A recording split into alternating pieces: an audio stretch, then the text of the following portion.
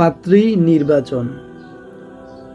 হযরত ওমর রাদিয়াল্লাহু তাআলা আনহু জনসাধারণের সঠিক অবস্থা জানার জন্য রাত্রিতে ঘুরে বেড়াতেন।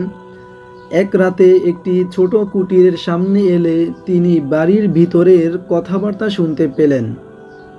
মা মেয়েকে আদেশ করছেন, দুধের সাথে পানি মিশাও, বোর হয়ে এলো। মেয়েটি উত্তর দিল, না মা, ওমর রাদিয়াল্লাহু তাআলা আনহু দুধে পানি মিশাতে নিষেধ করেছেন, তিনি জানতে পারলে শাস্তি দিবেন। মা বললেন, ওমর দেখতে পেলে তো? মেয়ে বলল, আমি প্রকাশ্যে তার আনুগত্য করব আর গোপনে তার অবাধ্যতা করব? আল্লাহর কসম, এটা আমার পক্ষে মোটেই সম্ভব নয়।